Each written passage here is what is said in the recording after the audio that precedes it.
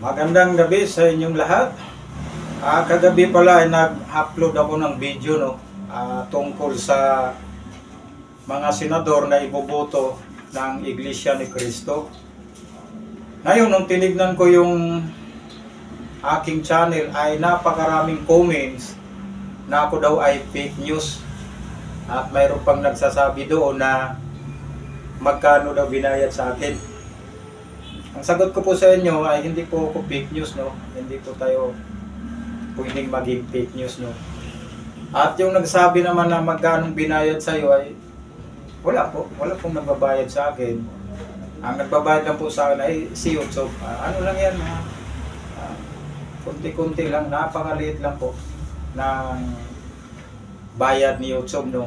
At napakarami talaga, kaya buti na lang ang papel ay naitabi ko na ito po yung papel ay galing po sa bayaw ko na diakono.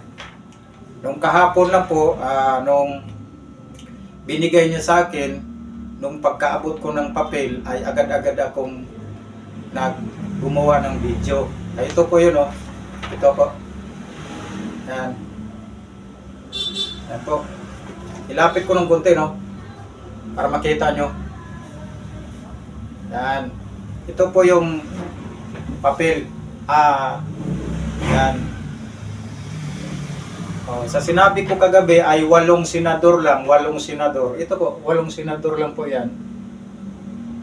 Yan. Kung nakikita nyo po, 8 senador lang po, no? Yan. Hindi po tayo pwedeng maging fake news kasi wala tayong makukuha nyan sa pagiging fake news, no? Kaya agad-agad akong agad-agad akong gumawa agad ng video ngayon na kakarating ko lang galing ng trabaho. Nung binuksan ko yung channel ko ay ang dami talagang comments na ako daw fake news. Mayroon pang comments doon na pinangunahan ko daw yung tagapangasiwa. Ay hindi po natin pinangunahan dahil may papel na po tayo. Yan. May papel na po tayo. Baka sa ibang lokal, baka wala pa, baka hindi pa naibigay sa mga bahay-bahay, no? Pero dito po sa amin, distrito ng Marikina, napakabilis po. Napakabilis lang po dito na bigayan, no? Bigayan dahil ang bayaw ko ay isang diakono, no? Kaya ito po, hindi po tayo fake news, para malinaw sa lahat. Hindi po tayo fake news. Ito po.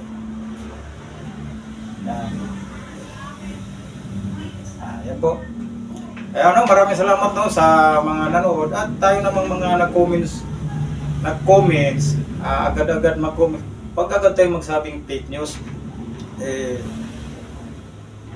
kasi hindi naman talaga ninyo alam kung totoo ba yun, kung hindi. Pwede namang sabihin nyo na may katibayan ba?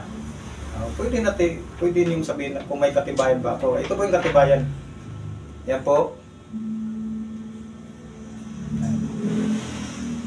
Yan. 8 senador lang po, no? Uulitin ko pagbasa, no? 8 senador. Ang una po ay si Bam Aquino.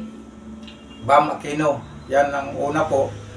Ang pangalawa ay si Bong Revilla Ramon Jr. Yan po ang pangalawa sa napili na senador. Ang pangatlo ay si Cayetano, si Pia Cayetano, no? At ang pang-apat ay si De La Rosa Bato. Yan, si De La Rosa Bato, no? Si General Bato. At ang panglima ay si Bongo. Bongo po ang panglima. Ang pang-anim ay si Marcolita Rodante. Marcolita Rodante. At ang pangpito ay si Jaime Marcos. Jaime Marcos. At ang pangwalo ay si Camille Villar. Yan po. Yan po ang binasa ko kahapon. Ito po yung binasa ko kahapon. Hindi nyo lang nakita yung papel dahil nakababa po. Ito, ipapakita ko na yung papel. Okay po, no? Yan po. Okay, maraming salamat sa inyo at ito po, hindi tayo fake news Hindi tayo fake news. pipicturan ko to ng napakalapit. Pipicturan ko ng napakalapit, no.